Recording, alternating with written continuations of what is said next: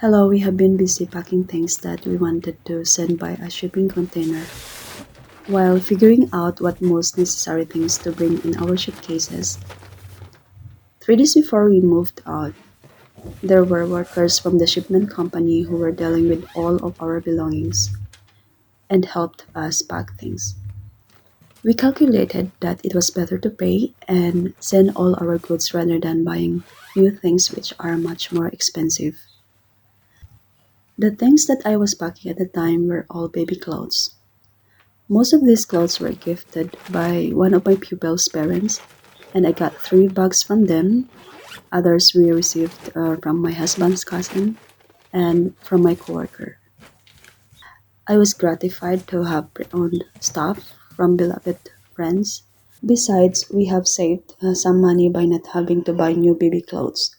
I also wanted to bring all the toys and books given to us from the parents of another pupil of mine. There were more objects that we were packing, such as kitchenware, household appliances, white goods, fabrics, and others. It was sad to leave Poland, but how stressful it was to stay. We were all afraid that Poland might join the war against Russia. We thought of moving out from Europe seriously last year. It took us about 8 months to get things done before we left.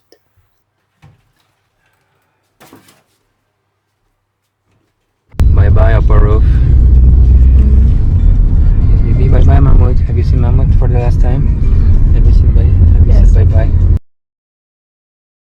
On August 23, on our way to the airport, we were all excited, but it was mixed with a kind of sad feeling. We arrived about 1 hour and 14 minutes before our flight, and the rest of the family members came a few minutes later. Even my husband's coworkers came earlier to our house and helped us to transport our luggage to the airport. We were all 8 people who were moving to Paraguay. We managed to check in on time and we all waited in the departure lounge. Chum! Wow! You're there! Chum! Are you chum?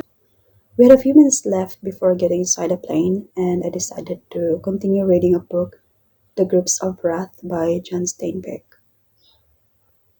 There was a girl behind me busy watching funny clips on reels, and her mom was beside her. The voices and the music were too loud from their phones, and I couldn't focus on my book. I checked the time and it was 50 minutes to 7 p.m.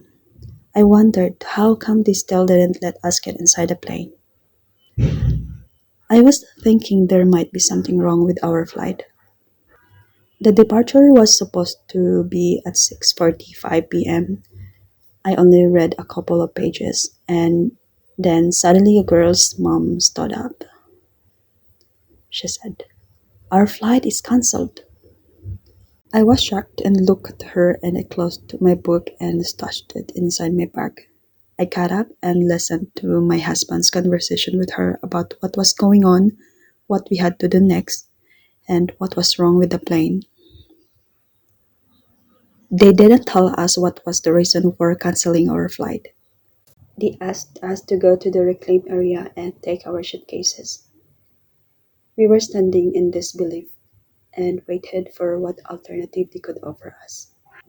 The queue was long, but when one of the airline staff members offered the girl on crutches who was queuing in front of us to come to the priority queue, my father-in-law quickly asked if he could also join as we were with the baby. It worked and saved us so much time, maybe hours in the queue. We were blessed that there was the same flight on the following day. They gave us vouchers for our accommodation in the nearby hotel and taxis to get there. After we settled everything, we headed to the Archie Hotel, which was very close to the airport.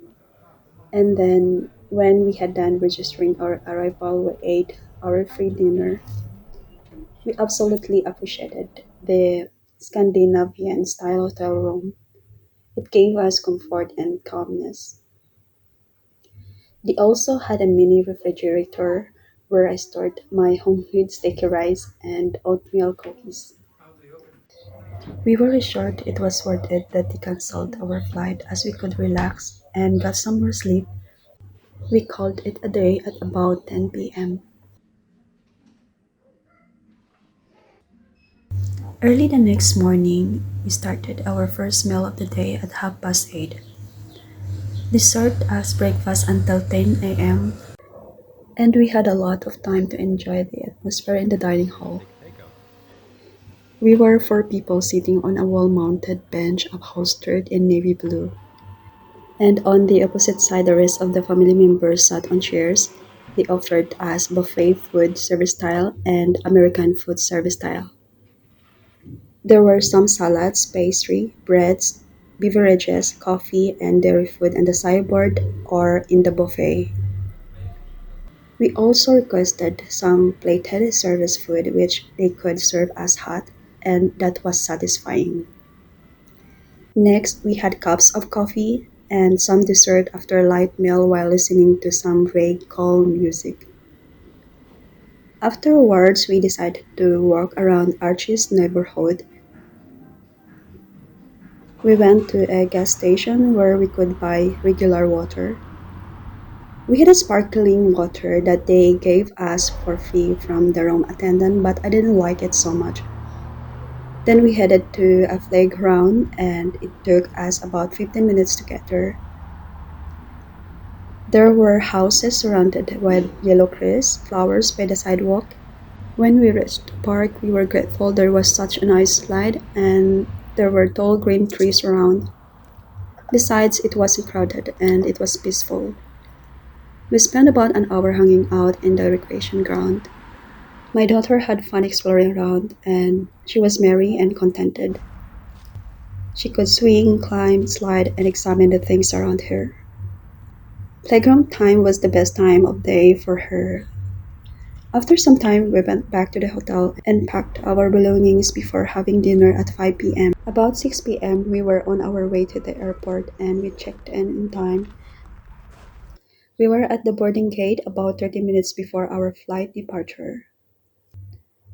We had time to relax and walk around the shops.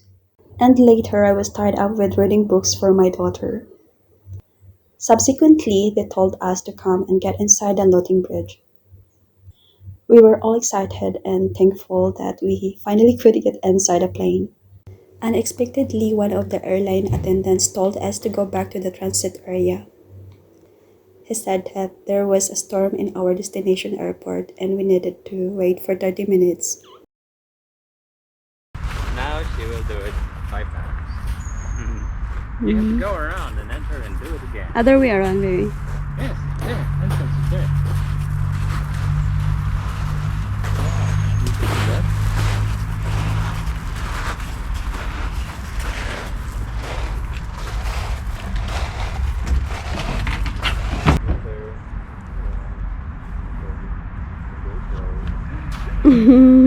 Nice. We were the first in the queue and we had an opportunity to ask him about what had happened to the airplane the day before. He told us there was a crack on the window and that was the reason why our flight was cancelled. After 30 minutes, we headed to the plane and got inside at last.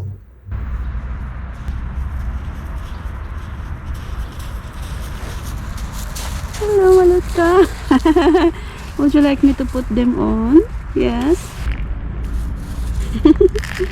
We came first inside it and the flight attendants were kind and animated to welcome us. We eventually settled down and sat comfortably. I sat by the window with my daughter and next to me was my husband. We enjoyed the view outside and the blue sky painted with white clouds was prepossessing. Everyone was excited. We arrived at Frankfurt Airport and there was a small playground with a helicopter slide not far from the gates for the next connecting flight to Brazil. The queue was long and we decided to wait in the play area and waited for our turn to get on the plane. When we arrived safely at our destination, it was about 7 a.m. in the morning the next following day. It took 12 hours to fly from Germany to Brazil. Next, we had our last connecting flight to Asuncion. Out of the blue, they stopped me from getting on the plane as there was a problem with my visa, and I couldn't continue the trip with the rest of the family. My husband stayed and accompanied me through the difficulties, despite how hard it was for him to let his family continue to the next flight. He worried that they couldn't speak Spanish and they would not make it to pass the immigration in Asuncion. Instructed them what to do later. We were glad they managed it later on.